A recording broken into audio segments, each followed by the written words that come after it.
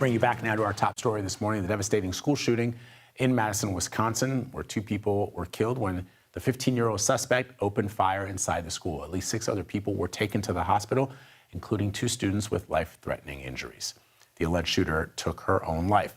I want to bring in Chris Piehota for more. He's a retired executive assistant director with the FBI, the Federal Bureau of Investigation, and the author of Wanted, the FBI I Once Knew. How do federal authorities, Chris, assist local police in these types of shootings? Good morning, Vlad, and thanks for having me back. Before I answer, I'd like to offer my deepest sympathies to the victims' families and the community members impacted by this tragedy. As far as how the FBI assists, there are basically 2 ways. One, if it's a federal jurisdictional matter, the FBI will come in, work with our state and local partners, and assume investigative oversight of the incident and the following investigative work. Or if it is a state or local level law enforcement issue, our partners will ask for our assistance, and we will bring authorities, resources, and wherever needed, investigative horsepower to support their efforts. Sadly, as you know, Chris, there have been hundreds of school shootings in the United States this year. What is the FBI even able to do, just at a federal level, but also to help our local partners, short of putting armed guards at every school in America, and even that wouldn't necessarily prevent these school shootings. In your estimation, what should or could be done to see this number come down?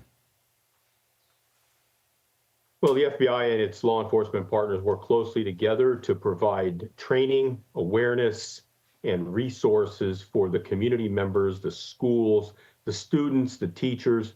The first step is awareness. The first step is to be able to predict and prevent. And that's what we try to help our partners and our community members understand. When there are warning signs, when there are early threat signals, based upon behaviors, based upon certain operating models that we've identified, we try to make sure everybody's aware of those types of models so they can take the proper steps to get people some counseling and help. We also talk with people about creating what we consider to be a non-permissive environment, how to harden the facilities, make sure that the screening into the facilities is effective but does not create a lockdown state at our schools, but the students and the teachers have to know that they're safe and secure. And I think we also work very closely with a lot of other agencies for the support for people who are at risk, who are running into emotional problems and other life events that may drive them toward this kind of decision.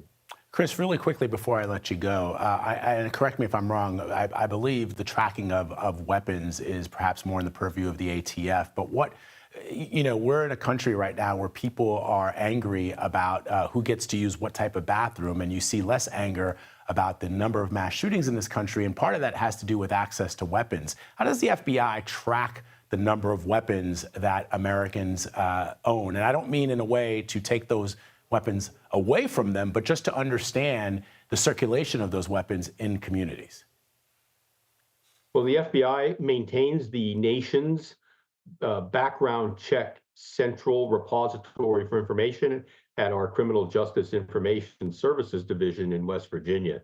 They maintain the National Instant Criminal Background Check System, which is a system that you must query before you are allowed to purchase a firearm. So the FBI will do a series of programmed checks and background validations to make sure that you don't have any disqualification information in your background that would preclude you from having a firearm. And we also work with our partners and other law enforcement agencies on the state and local level to make sure that there are full understandings of people's personal situations when any immediate threat issues come up. Got it. All right, Chris Piehota, always great to have you, my friend. Thank you very much. Appreciate it.